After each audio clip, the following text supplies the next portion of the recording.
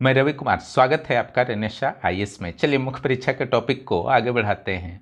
जो भी कैंडिडेट 11वीं जेपीएससी प्रीलिम्स के लिए मुझसे जुड़ना चाहते हैं या जेएसएससी सीजीएल के प्रीलिम्स के लिए जुड़ना चाहते हैं, जेपीएससी मेंस के लिए जुड़ना चाहते हैं, आप मुझे 9661163344 पर कांटेक्ट कर सकते हैं या फिर मैसेज भी कर दीजिएगा तो कोई दिक्कत नहीं है। आपको स्पेशल टेलीग्राम ग्रुप से जोड़ दिया जाएगा। प्रीलिम्स के लिए पहले भी चल चुका था 7वें जेपीएससी के लिए, जिसमें 30 से अधिक अभ्यर्थियों को 250 से अधिक मार्क्स प्रीलिम्स में प्राप्त हुए हैं। और अभी मुख्य परीक्षा की तैयारी आंसर राइटिंग तीव्र गति से जारी है। यह हिंदी मीडियम में उपलब्ध होगा। अगर आप हिंदी में कंफर्टेबल हैं और इंग्लिश मीडियम से संबंध रखते हैं तो भी ज्वाइन कर सकते हैं, लेकिन वहाँ मटेरियल जो मिलेंगे हिंदी मीडियम में मिलेंगे। किसी भी तरह की कोई भी बुक पढ़ने की भी फिलहाल आवश्यकता वहाँ पर नहीं है, बस जुड़ जाइए। ओके, तो देखिए, सूफी और भक्ति आंदोलन, तो आपको एक रणनीति होनी चाहिए। उचित रणनीति के साथ, पिछले वीडियो में भी मैंने रणनीति की बात की थी, उचित रणनीति के साथ जो है आपको वर्क करना है। और ध्यान रखें कि फिलहाल जैसा अभी समय है, कहा जा रहा है कि बहुत जल्द ही मेंस का आयोजन होगा, दिसंबर अंतिम या जनवरी में। तो इस सिचुएशन में ज़्यादा से ज़्यादा आपको समय बचाना है। आप 4 से 5 घंटे के लंबे लंबे वीडियो क्लास करते हैं या किसी भी व्यक्ति की आप सलाह सुनते हैं, ऐसे तैयारी करो, ऐसे करो, उससे कुछ होने जाने का नहीं है। एक बार रणनीति बनाइए, जिन पर आप विश्वास करते हैं उनकी एक बार सलाह जो है सुन लीजिए, उसके बाद एकदम फाइनल युद्ध के मैदान में कूद जाइए। बार बार सलाह सुनना या फिर जोश बढ़ाने वाला वीडियो देखना, तो ये सब सिर्फ और सिर्फ समय की बर्बादी है। सीधे राइटिंग प्रैक्टिस में उतरिए, याद कीजिए जो भी टॉपिक्स हैं, इंपॉर्टेंट टॉपिक्स हैं, आत्मसात कीजिए। जो भी प्रक्रियाएं हैं मुख्य परीक्षा की उसको पूर्ण कीजिए। समय को किल अब इन सभी चीज़ों में नहीं कीजिए। अब पढ़ने के दौरान कहीं भी समस्याएं आती हैं, अपने मेंटर से, मार्गदर्शक से, दोस्तों से ज़रूर बात करके क्लियर करते जाएं। यह बुद्धिमानी है। चलिए टॉपिक को हम लोग शुरू करते हैं। तो यहाँ देखिए, सूफी संप्रदाय और भक्ति संप्रदाय दोनों जो है हम लोग एक साथ स्टडी करेंगे। 1 मिनट आप लोग वेट करेंगे। हाँ, तो सूफी संप्रदाय की उत्पत्ति और भारत में विकास, इसके फैक्ट्स भी मैं दूंगा। सूफी संप्रदाय देखिए मुस्लिम से था और भक्ति जो था वो हिंदू से था। अब रहस्यवादी आंदोलन था। अब रहस्यवाद एक नया वर्ड आया है, तो उसका अर्थ आपको जान लेना है। इस तरीके से आप पढ़ेंगे तो क्लियर होता जाता है कोई भी टॉपिक। तो रहस्यवाद क्या होता है? जिसमें आत्मा, परमात्मा, परलोक इत्यादि के विचारधारा का अध्ययन किया जाता है। सूफियों के द्वारा इस्लाम के बाह्य स्वरूप, जैसे धार्मिक यात्रा हुआ, हज वगैरह हुआ, या क्रियाकलाप, या इस्लाम धर्म में जो भी थोड़ा बहुत कर्मकांड है, तो सबको महत्व नहीं दिया गया। इसके अलावा जो सूफियों के द्वारा आंतरिक प्रेरणा, सदाचार, मानवता और ईश्वर के प्रति प्रेम को बल दिया जाता है। सब शब्द का अर्थ जो है बहुत इंपॉर्टेंट है। इसके बहुत सारे अर्थ होते हैं। पहाड़ी, साधक, पवित्रता, कंबल। हालांकि पवित्रता जो है सर्वमान्य है, सबसे ज़्यादा मान्य है। सर्वमान्य तो नहीं, सबसे ज़्यादा मान्य है। सूफी शब्द का प्रयोग 9वीं सदी से शुरू हुआ था। प्रवेश तो इस्लाम के साथ हुआ था, लेकिन वास्तव में इसका विकास अगर बात किया जाए, ज़्यादा प्रसार की बात की जाए, जब तुर्की शासन का, यानी कि मोहम्मद गौरी ने जो कुतुबुद्दीन ऐबक को यहाँ पर गुलाम वंश का पहला शासक बनाया था, उसके बाद से इसका विकास हुआ। सूफी दर्शन की जब आप बात करते हैं तो आत्मा परमात्मा के संदर्भ में उसके क्या विचार हैं, तो उन सभी तथ्यों पर बात की जाती है। तो एकेश्वरवाद कुरान के एकेश्वरवादी थे, चाहे सूफी हो या भक्ति हो, लगभग समान है। कुरान के बाह्य स्वरूप को नहीं बल्कि इसके आंतरिक स्वरूप को महत्व दिया है। इस्लाम और सूफी में डिफरेंस हो जाता है। हालांकि कुरान को ये भी मानते थे पवित्र, संसारिक वस्तुओं का त्याग जरूरी है। मूर्ति पूजा में ये लोग विश्वास ने, ये भी देखिए इस्लाम से समानता है, और निर्गुण संतों से भी समानता है। ईश्वर दयावान और उदार माना जाता है सूफियों के द्वारा। ईश्वर को प्रेम से प्राप्त करना संभव है। यहाँ पर देखिए कबीर नानक ने कहा था कि मानव सेवा से ही ईश्वर प्राप्त हो सकते हैं। तो भक्ति संतों के साथ सूफी संतों का इस तरह से आप तुलना कर सकते हैं। मांसाहार को पसंद नहीं करते थे, योग, तप, साधना, संगीत, गायन को भी ईश्वर प्राप्ति का साधन इन लोगों ने माना। यह हिंदू से करीबी दिखाता है सूफियों को, सूफी संप्रदाय का। शांति और अहिंसा को इन्होंने महत्व दिया। नेक्स्ट जो आप देखते हैं, इनका दर्शन को आप इस रूप में कंबाइंड रूप से याद कर सकते हैं। कुछ तरीकों का आपको प्रयोग करना ही होगा, अन्यथा आप मुख्य परीक्षा में उत्तर नहीं लिख पाएंगे, उतना समय नहीं होता है। और 600 वर्ड्स में मत लिखिए, क्योंकि 4 प्रश्न, कम से कम 650 से 700 तक जाइए। ठीक है, प्रयास कीजिए। कोई क्वेश्चन ऐसा होता है जहाँ पर ऑप्शन ही नहीं होता है, तो कोई चारा नहीं है, वहाँ 600 भी चलेगा, दिक्कत नहीं है। लेकिन जहाँ संभावना है वहाँ 700 के आसपास जरूर रहने का प्रयास करें। सूफियों का योगदान हिंदू मुस्लिम के बीच एकता और सहयोग, उर्दू भाषा की उत्पत्ति और विकास में। क्लियर, ये बहुत ही इंपॉर्टेंट है। मानव सेवा, निर्धनों की सेवा के माध्यम से समाज में सकारात्मक संदेश। जाति धर्म संबंधी भेदभाव को इन्होंने स्वीकार नहीं किया। इनके खानकाह सबके लिए खुले थे। सूफी संसारिक बौद्धिक सुखों से दूर रहे और तत्कालीन समाज में व्याप्त बुराइयाँ, बहुत इंपॉर्टेंट है, समझे ना, सामाजिक क्षेत्र पर भी इन्होंने ध्यान दिया था। शराब पीना, वेश्यावृत्ति, दास प्रथा इत्यादि का अप्रत्यक्ष, डायरेक्ट तो नहीं सामने आए, लेकिन इन चीज़ों इनडायरेक्ट कैसे हुआ ये, तो देखिए इन चीज़ों को ये सही नहीं मानते थे जितने भी सूफी संत थे, तो एक तरह से इनके जो अनुयायी हुए वे भी सही नहीं मानते थे। तो इस तरीके से इन्होंने एक संदेश दिया कि ये सब चीज़ गलत है, इसलिए हम लोग जो है इसका यूज नहीं करते हैं। कुतुबुद्दीन बख्तियार काकी के उपदेश गुरु ग्रंथ साहिब में, कहाँ पर है, गुरु ग्रंथ साहिब में भी है। आगे देखते हैं, सूफियों के द्वारा साहित्य विकास के क्षेत्र में भी इनका योगदान दिया गया है। इन साहित्यों की मदद से धार्मिक मतभेद की जगह मानवीय एकता और ईश्वर प्रेम पर बल दिया गया है। 1-2 साहित्य का नाम भी आप चाहें तो लिख सकते हैं सूफी साहित्य का। ठीक है, मलिक मोहम्मद जैसी वगैरह का आप कुछ पुस्तकों के नाम को दे सकते हैं, कोई दिक्कत नहीं है। क्वेश्चन के डिमांड पर निर्भर करता है। सूफियों के खानकाह आज भी हिंदू मुस्लिम एकता के प्रतीक बने हैं, है ना। हिंदू मुस्लिम सभी जाते हैं, चादर वगैरह, जैसे अजमेर वाला को आप देख सकते हैं, ख्वाजा मोइनुद्दीन चिश्ती का। सूफियों के जमात खाना में हजारों की संख्या में गरीबों को खाना, वस्त्र इत्यादि देना वर्तमान के लिए भी प्रेरणा स्रोत है। तो ये तो दिया ही जाता था, लेकिन इससे एक चीज और सिद्ध होता है। क्या सिद्ध होता है, क्या सिद्ध होता है इससे, कि जो कहा जाता था कि इन लोग सुल्तानों से सपोर्ट नहीं लेते थे या बादशाह से बाद में, तो लगता है कि कुछ सपोर्ट लेते थे, अन्यथा इन लोग इतना कहाँ से कर पाते। क्लियर। चलिए नेक्स्ट, भक्ति आंदोलन। भक्ति आंदोलन, बेबर और ग्रियर्सन। देखिए इन स्टेटमेंट्स के माध्यम से आप अपने आंसर की शुरुआत कर सकते हैं। निर्वाण प्राप्ति के लिए भक्ति और ईश्वर की एकता का सिद्धांत हिंदुओं ने ईसाई से ग्रहण किया। कई विद्वानों का विचार है, शंकराचार्य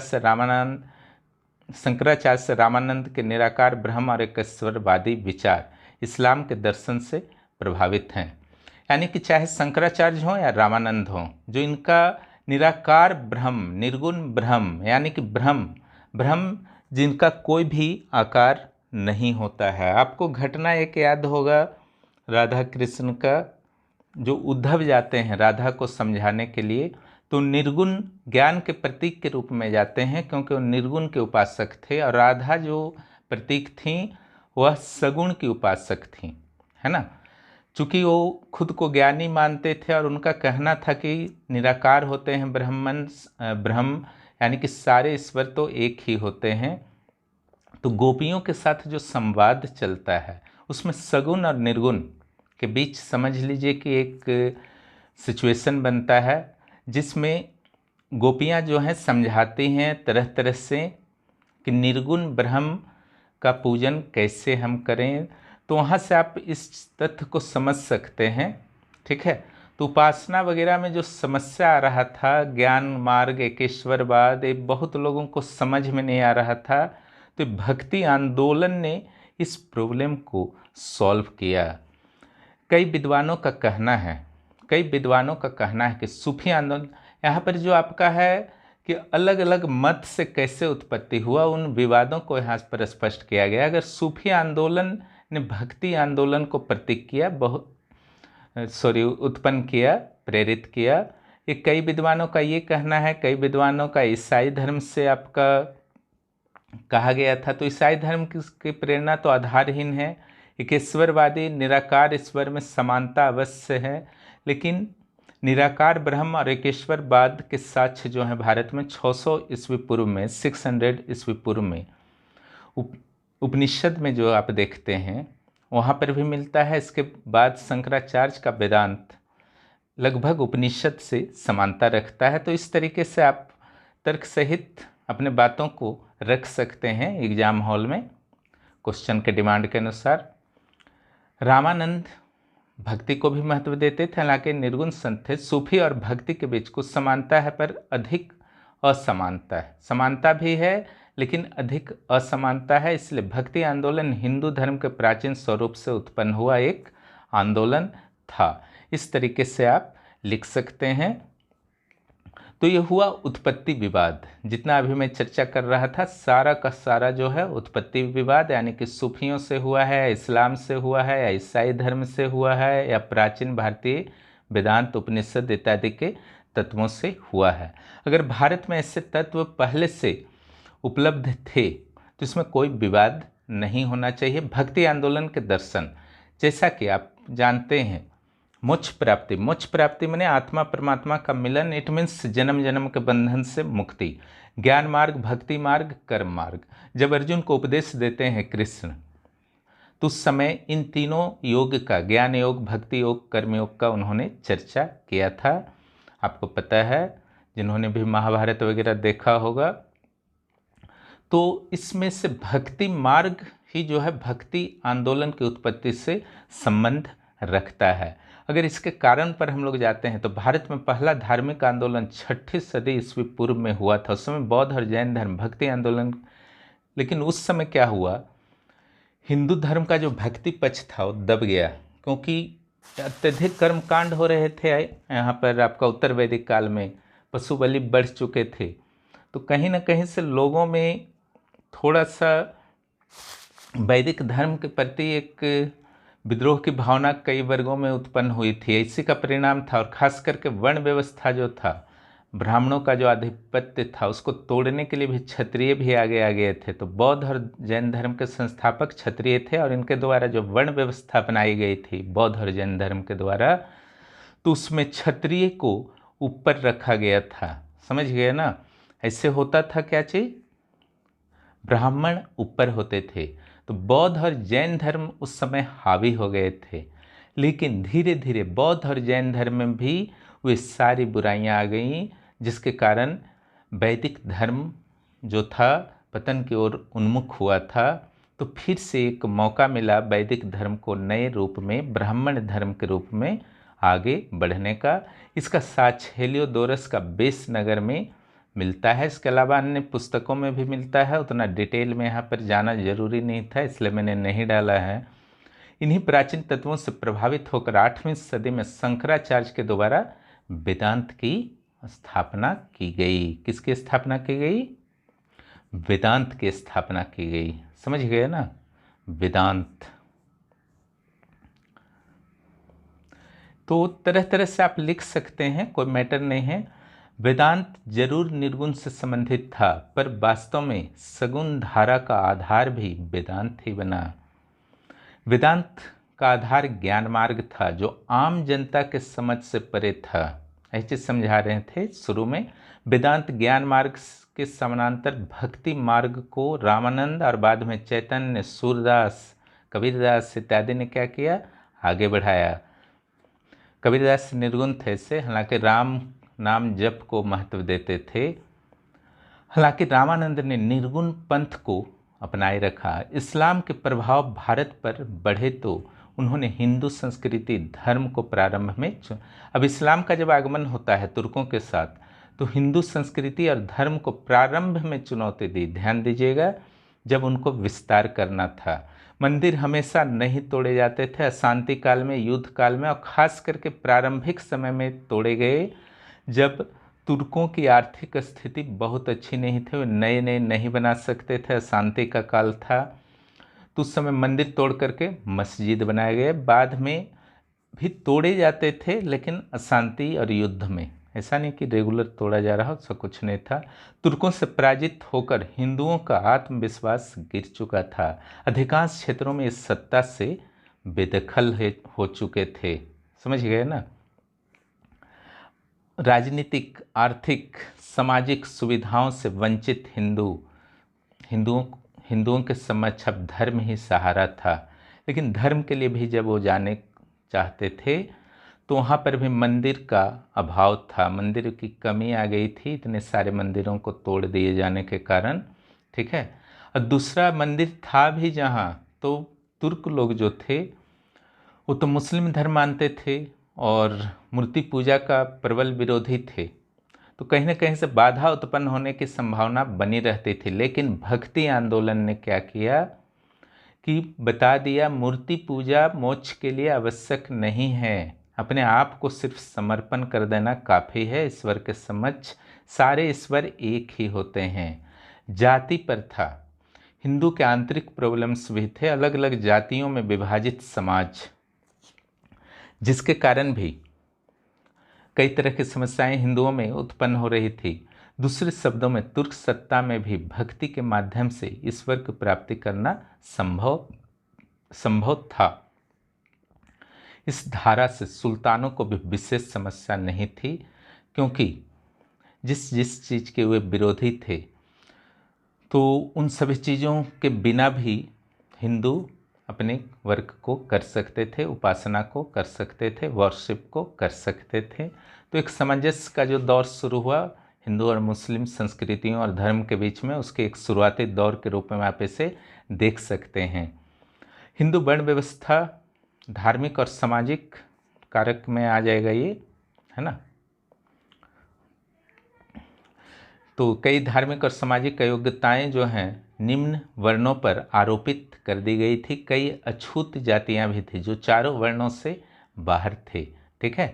तो उत्पत्ति का कारण जो है भक्ति का इस सरल स्वरूप इसका, है ना, कोई धर्म ग्रंथ नहीं। और संस्कृत जो एक क्लिष्ट भाषा था, जिस तरीके से ज्ञान मार्ग क्लिष्ट था, उस ज्ञान मार्ग को समझना क्लिष्ट था, उसी तरीके से एक तो ज्ञान मार्ग समझना कठिन था, ऊपर से उसको संस्कृत में समझाया जाता था। तो सोच लीजिए, आज भी देखिए बहुत सारे बच्चों को इंग्लिश में समझाया जाता है बचपन से, तो उनको काफ़ी दिक्कत आती है। उसी चीज़ को अगर हिंदी में या उनके मातृभाषा में सिखाया जाए तो निश्चित रूप से उनको काफ़ी सरलता से समझ में आती है और जल्द से जल्द वे आगे बढ़ सकते हैं, ज़्यादा से ज़्यादा चीज़ सीख सकते हैं। लेकिन बहुत सारे वहाँ पर भी समस्याएं हैं कि हायर एजुकेशन में अगर कोई भाषा नहीं है तो बचपन में पढ़ के मेहनत करके क्या फ़ायदा है, वो भी एक टेंशन होता है माता पिता को। और तुर्की आक्रमण के बाद मंदिर टूट चुके थे, मूर्ति पूजा का उन लोग विरोधी थे, हिंदू भी पराजित हो गए थे। तो राजनीति में विशेष इनका शुरुआती दौर में हस्तक्षेप नहीं रह गया था। तो उनके पास भी एक ही चारा था कि वे धर्म का सहारा लें, है ना। भगवान का दर ही उसके लिए, हिंदुओं के लिए एक सहारा था। निम्न वर्गों का सहयोग, क्लियर। हिंदू के जो उस समय के ये होंगे आपके जो नेता किस्म के होंगे, ठीक है, बुद्धिजीवी वर्ग के लोग होंगे, उनको भी लगा किस तरीके से अगर निम्न वर्णों के साथ भेदभाव किया गया, वे मुस्लिम धर्म में जाते रहे, है ना, तो फिर हिंदू धर्म का अस्तित्व मिट जाएगा। इसलिए भी सही आप सुधार जो है कुछ जरूरी था और भक्ति आंदोलन ने यह सुधार का रास्ता दिया। इसका परिणाम रहा कि उड़ीसा में चैतन्य के माध्यम से कई हिंदू जो मुस्लिम बन गए थे उनको फिर से हिंदू धर्म में लाया जा सका, जबकि बंगाल का शासक उस समय मुस्लिम ही था। क्लियर। भक्ति संतों में अधिकांश निम्न जाति से संबंधित, देखिए निम्न जाति को किस तरीके से सम्मान दिया गया था भक्ति आंदोलन के दौर में। कबीर जुलाहा थे, है ना, जाट धन्ना जाट जाट जाति के थे, सेन नाई जाति के थे, रैदास शूद्र जाति के थे। निम्न वर्गों को में इस्लाम, निम्न जातियों को इस्लाम भी अपनी ओर आकर्षित कर रहा था, तो इस समस्या से भी मुक्ति मिली हिंदू धर्म को भक्ति आंदोलन के कारण। पर भक्ति मार्ग निम्न वर्गों के लिए भी सुलभ था, इस कारण भक्ति मार्ग को एक ओर बल मिला तो दूसरी ओर निम्न जातियों में बहुत अधिक धर्म परिवर्तन नहीं हो पाया। अगला जो है, भक्ति का स्वरूप दर्शन सिद्धांत सरल था, इस कारण लोगों ने खुले दिल से अपनाया। ये भी एक कारण था भक्ति आंदोलन के प्रसार का, इस पर बात मैं कर ही चुका हूँ शॉर्ट में। धर्म ग्रंथ नहीं, कर्मकांड नहीं, मूर्ति पूजा बहुत कम नहीं, कर्मकांड बहुत कम, जाति लिंग का बंधन नहीं, लोक भाषाओं में उपदेश। ओके, बहुत देववाद की जगह एकेश्वरवाद। इनका नाम राम, कृष्ण, विष्णु, शिव, अल्लाह कुछ भी दिया जा सकता था। क्लियर। एकेश्वरवाद एक ही ईश्वर होते हैं, ठीक है। कई लोगों को कन्फ्यूजन होता है कि कबीर तो निर्गुण थे, फिर राम का नाम जपने को क्यों बोलते थे। तो उनका सिंपल सा ही कहना था, सारे भगवान एक हैं, किसी भी एक नाम से आप जप जाइए, कोई दिक्कत नहीं है ना। स्तुति उन्हीं को जाती है। मंदिर जरूरी नहीं, क्योंकि ईश्वर का निवास हृदय में होता है। ये भी प्रॉब्लम सॉल्व कर दिया, ठीक है। एक असहिष्णुता का वातावरण, हिंदुओं के मन में एक दुखी हो गए थे कि उनके मंदिरों को तोड़ दिया गया है, तो भक्ति आंदोलन ने कहा कि ईश्वर के लिए मंदिर जरूरी नहीं, क्योंकि उनका स्थान हर व्यक्ति के हृदय में होता है। भजन कीर्तन के माध्यम से चौपाल या सार्वजनिक स्थानों पर भक्ति का प्रचार प्रसार संतों के द्वारा किया जाता था, है ना। कोई ज़रूरी नहीं था कि मंदिर में बैठ करके ही प्रचार प्रसार हो, समझ रहे हैं ना। चलिए आगे देखते हैं।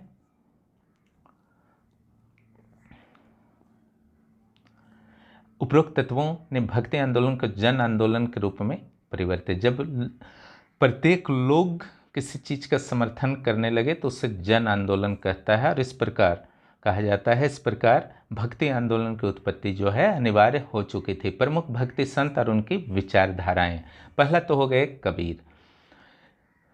किंवदंतियों में, यानी कि जो दंत कथाएं होती हैं जिसका कोई भी तर्क सबूत नहीं होता है, उसको किंवदंतियां कहा जाता है, के अनुसार विधवा ब्राह्मणी के संतान के रूप में, चूंकि वो विधवा ब्राह्मणी थी इसलिए उन्होंने त्याग दिया था जब कबीर का जन्म हुआ तो समाज के डर से। तो नीरू नामक एक महिला थी, मुस्लिम जुलाहे की पत्नी, उन्होंने इनका पालन पोषण किया, और ये सिकंदर लोदी राजवंश के समकालीन थे, इसका ध्यान रखिएगा। कबीर बहुत ही इंपॉर्टेंट है और भक्ति आंदोलन के केंद्र में हैं कबीर नानक, है ना, ध्यान रखिएगा। इनका जो उपदेश है वो बीजक में संकलित है। भागदास ने लिखा है, भागदास जो थे वह कबीर के प्रमुख शिष्य थे। इन्होंने कहा स्वाभाविक रहो, है ना, नेचुरल रहो, देखा देखी नकल मत करो, है ना। नकल करने का जो एक प्रक्रिया है वो प्राचीन काल से अब तक चलता ही रहा है, ठीक है। तो इन्होंने इसीलिए कहा नेचुरल रहो। और संस्कृत और जन भाषा, यानी कि जो लोक भाषा होता था, संस्कृत था कुछ कुलीन लोगों का भाषा था, तो संस्कृत को इन्होंने कुआं का जल कहा, कुआं का मेढक की तरह, और जन भाषा को कहा बहती हुई झरना, निर्झर झरना, यानी कि इसमें साफ पानी रहता है, इसमें पूरा संभावना रहता है सुधार का। और कुआं का जल क्या होता है, रुका हुआ रहता है, इसलिए संस्कृत की तुलना इन्होंने कुएं की जल से की। पत्थर पूजने से ईश्वर नहीं मिलते, ठीक है। हिंदू धर्म पर संभवतः चोट किया गया था। इन्होंने कहा अगर पत्थर पूजने से ईश्वर मिलते हैं तो मैं पहाड़ पूज लेता हूँ, ठीक है। काजियों और ब्राह्मणों पर भी तरह तरह से व्यंग किए, ठीक है। पोथी पढ़ने की जगह प्रेम का महत्व, ठीक है, क्योंकि इनका कहना था प्रेम से ईश्वर की प्राप्ति हो सकती है। प्रेम का अर्थ हुआ मानव समुदाय के प्रति प्रेम। सभी धर्म ईश्वर के नाम बस अलग अलग हैं। इट मीन्स धर्म और ईश्वर सारा एक है, बस नाम अलग अलग दे दिया गया है। क्लियर? इसके अलावा नहाने वगैरह पर भी किया गया था। तो हर जगह अटैक किया गया, इनके द्वारा व्यंग किया गया अपने दोहों के माध्यम से। कबीर न सिर्फ एक संत थे बल्कि ये समाज सुधारक और धर्म सुधारक के रूप में भी स्वयं को प्रतिष्ठित करने में सफल रहे। कैसे? ठीक है, केवल लिख देने से नहीं चलता है, कैसे? देखिए, सामाजिक क्षेत्र मानव सेवा को इन्होंने महत्व दिया। इन्होंने कहा दुर्गुण का त्याग करो और सगुण का आत्मसात करो। लोभ हुआ, अहंकार हुआ, क्रोध हुआ, ये सब ना दुर्गुण होता है। सगुण क्या होगा? प्रेम हुआ, दया हुआ, सहिष्णुता हुआ। तो ये सब आप सुलह कुल में अकबर का देखते हैं, अशोक का धम्म में भी देखते हैं, चाहे बुद्ध के उपदेश में देखते हैं या किसी भी धर्म के धर्म ग्रंथ में देखते हैं, यही सब आपको मिलेगा। हर धर्म का धर्म ग्रंथ में जो है 90% सेम ही होता है, 10% अलग होता है। जातिवाद के प्रबल विरोधी थे, कर्म से भागकर साधु बनने का विरोधी थे, है ना। ये नहीं बोलते थे कि तुम जो है सन्यास ले लो, ये खुद भी पूरे जीवन खुद अर्न करते रहे और वर्क करते रहे अर्न करने के लिए। जुलाहे का कार्य करते थे, कोई भी काम छोटा बड़ा इनके नज़र में नहीं था। जाति पूछने किसी से भी जाति कौन सा जाति का तुम हो, इस बहुत गलत मानते थे कबीर। इनके सामाजिक विचार स्पष्ट थे। इन्होंने क्रोध, ईर्ष्या, द्वेष, घमंड जैसे दुर्गुणों की जगह दया, क्षमा, सेवा गुणों को जीवन में शामिल करने की सलाह दी। इनका कहना था बुरे कर्मों के बुरे परिणाम होते हैं, मानव सेवा से बड़ा कोई धर्म नहीं, कोई किसी का जाति ना पूछे। आर्थिक विचार भी इनका बहुत महत्वपूर्ण है। कबीर के विचार में साम्यवाद और बुद्ध दर्शन का अद्भुत समावेश का मिश्रण मिलता है, समझे ना। अब इन्होंने कहा जीवन के लिए तो धन आवश्यक है, कुछ गलत नहीं कहा, लेकिन अगर आप साधु बन जाएंगे तो वह भी उचित नहीं है। उसकी जगह इन्होंने डिग्निटी ऑफ लेबर, शारीरिक श्रम की प्रतिष्ठा को महत्व दिया। और परिश्रम करके आप धन अर्जन जरूर कीजिए, लेकिन धन का संचय नहीं कीजिए। क्लियर? साम्यवाद से प्रभावित थे। आर्थिक शोषण का ये प्रबल विरोधी थे। क्लियर? तो यही सब जोड़ जाड़ करके आपको जो है उत्तर के दौरान भी लिखना है। आर्थिक असमानता के विरोधी इनके साम्यवादी विचारधारा स्पष्ट होते हैं। धन संचय वाला में गांधीवादी विचारधारा भी है साम्यवाद के साथ। और ये जो आर्थिक असमानता का हर सामाजिक बुराई का ये जड़ मानते थे। ठीक है, आप समझ सकते हैं कि कितना 500 साल पहले इनका कितना उन्नत विचार था। धार्मिक विचार हिंदू मुस्लिम एकता के समर्थक थे, एकेश्वरवादी थे। हिंदू मुस्लिम एकता के तो समर्थक थे, लेकिन दोनों धर्मों के रूढ़िवाद हो, अंधविश्वास हो, इन सभी का प्रबल विरोध करते थे। और इन्होंने निडर होकर के व्यंग भी किया था। ठीक है, न हिंदू धर्मगुरुओं से डरे न मुस्लिम धर्मगुरुओं से, जो इच्छा किया वह व्यंग किया। उनके दोहों में आप सुन सकते हैं। नेक्स्ट जो है, कबीर के कुछ कथनों से ही आप इनके धार्मिक विचारों को समझ सकते हैं। आरंभ में न कोई तुर्क था, न कोई हिंदू, न कोई नस्ल, न कोई जाति, मैं अल्लाह राम दोनों का पुत्र हूँ। इनका कहना था जन्म से पहले न आदमी का कोई जाति धर्म होता है, न मरने के बाद, है ना। समझ ही सकते हैं कि सब लोग एक हो जाते हैं। जो धर्म जाति है इस पृथ्वी पर है। चलिए, अब ये रूढ़िवाद का विरोध कैसे करते थे? आजान का विरोध करते थे, अवतारवाद, तीर्थ, बाह्यडंबर, मूर्ति पूजा, अमानवीय धार्मिक कृत्य। अब नरबलि दिया जा रहा तो उसका विरोध करते थे। आश्रम व्यवस्था, कर्मकांड, तो इनके विचार जो थे समय से काफ़ी आगे थे, इसमें कोई भी दो मत नहीं है। अवतारवाद के संदर्भ में उन्होंने कहा कि ईश्वर तो जन्म और मृत्यु से परे हैं, फिर वे अवतार कैसे ले सकते हैं। इन्होंने ब्राह्मण, मुल्ला, काजी पर गंभीर व्यंग किया और इन्हें अकर्मण्यता छोड़कर कर्म योगी बनने की सलाह दी। इन्होंने स्पष्ट किया कि बाह्य आडंबर अंधकार की तरह है जिसमें ईश्वर रूपी ज्ञान रूपी सूर्य को ढक दिया जाता है। ये मान लीजिए ज्ञान है और बाह्य आडंबर ने इसे पूरी तरह से ढक लिया है, इनका ही कहना था। जब तक ये आडंबर दुर्गुण बाहर से हटेगा नहीं तब तक ईश्वर का साक्षात दर्शन नहीं होगा। लगभग यही कंसेप्ट जो था शंकराचार्य का भी था, जो उनका कंसेप्ट था। निराकार भक्ति का मौलिक रूप स्वीकार किया, गुरु को महत्व दिया और ईश्वर को सबसे बड़ा गुरु इन्होंने माना। राम नाम को महत्व दिया, पर इन्होंने स्पष्ट किया कि राम के कोई भी नाम हो सकते हैं क्योंकि इनका निवास जो है कण कण में है, यानी कि किसी भी नाम से आप जप सकते हैं। नानक, इनका जन्म 1469 तलवंडी पाकिस्तान में हुआ। इनके विचार भी कबीर की तरह ही खुले हुए थे।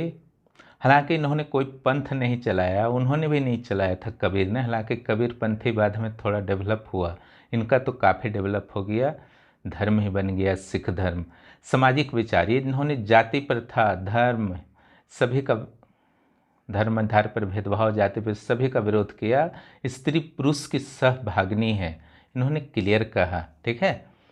कर्म आधारित समाज, कर्म को इन्होंने भी महत्व दिया। क्रोध, लालसा, अहंकार से दूर रहने और सद्गुणों को अपनाने की सलाह दी। देखिए वही कंसेप्ट है ना, दुर्गुणों से दूर रहना, सगुण को अपनाना। मानव की सेवा से ईश्वर की प्राप्ति संभव है और कोई चारा नहीं है ना। सबसे अच्छा रास्ता इन्होंने बता दिया।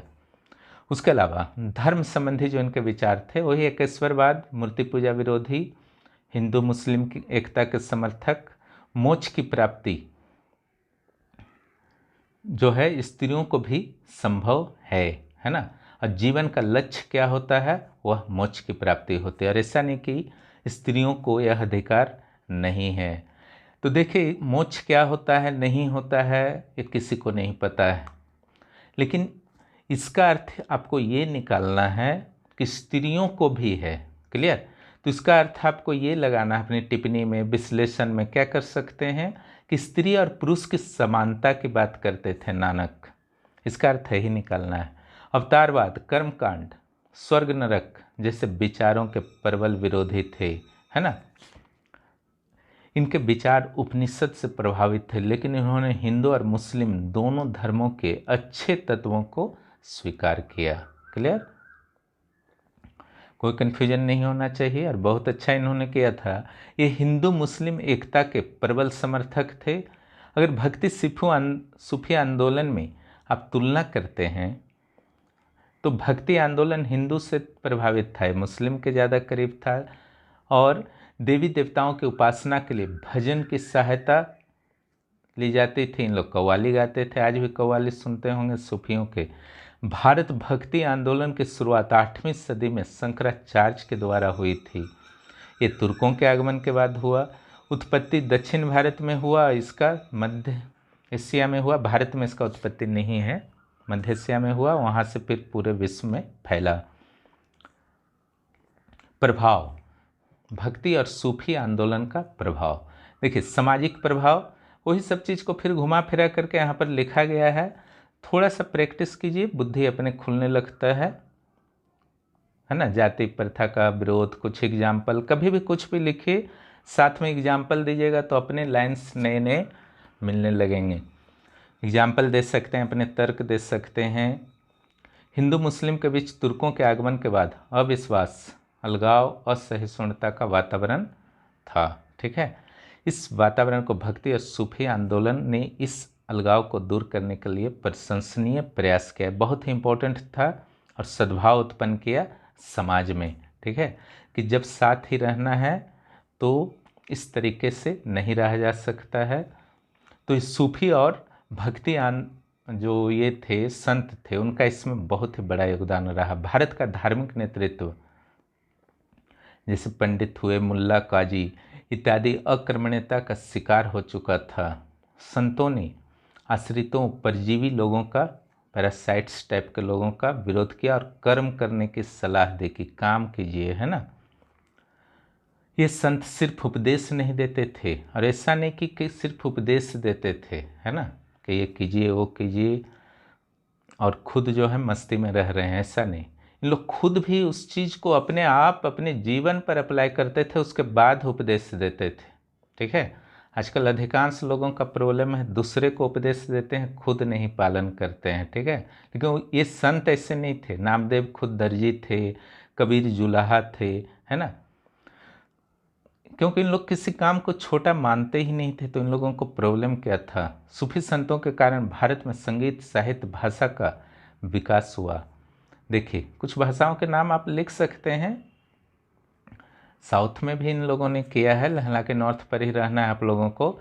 आर्थिक समानता को, सभी सामाजिक बुराइयों का, असमानता को जड़ कहा गया। इससे गरीब कृषक वर्गों को एक नई जागृति का संचार हुआ।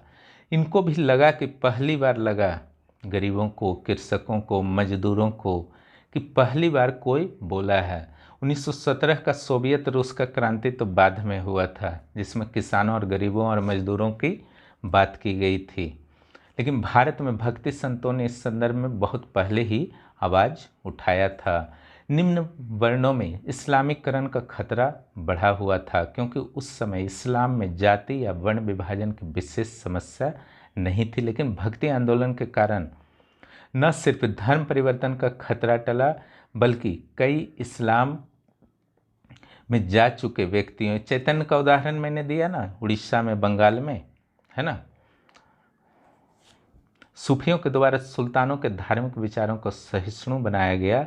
इनसे हिंदू भी सुल्तान के प्रति कुछ सकारात्मक हुए। समाज की बुराइयों जैसे जुआ, वेश्यावृत्ति, नशाखोरी एवं अन्य मानवीय दुर्गुणों का विरोध किया। तो देखिए, यही सब तरीका है लिखने का। इधर का चीज़ उधर, मैंने आपको एग्जाम्पल देने में किसी भी चीज़ की आप मदद ले सकते हैं। और ये सब धीरे धीरे आता है, आपके स्टडी से आता है, एक ही दिन में नहीं आता है। इसके क्या क्या प्रश्न आ सकते हैं, यह अगले वीडियो में आप लोगों को मिलेंगे, क्योंकि काफ़ी लंबा वीडियो हो चुका है, एक बड़ा टॉपिक था। क्योंकि यहाँ पर जो भी दिया जा रहा है काफ़ी तरीके से, बैलेंस्ड वे में, लिखने के तरीके के साथ, है ना, और एक भी प्रश्न नहीं छूटे, उसे ध्यान में रखते हुए दिया जा रहा है। क्लियर। और स्पेशली प्रेजेंटेशन पर मैंने कहा था कि ध्यान दिया जाएगा, ताकि सारा मेहनत जो है पानी ना हो जाए एग्ज़ाम हॉल में। अगर आप प्रेजेंट नहीं कर पाएँ अपने आप को, अपने आंसर, इट मीन्स अपने आंसर को, तो सारा का सारा मेहनत जो है आपका बेकार हो जाएगा। ठीक है, फिर मिलते हैं अगले वीडियो में। जो भी इस चैनल पर नए हैं, चैनल को सब्सक्राइब करें और दोस्तों को भी इस चैनल के बारे में ज़रूर बताएं। धन्यवाद।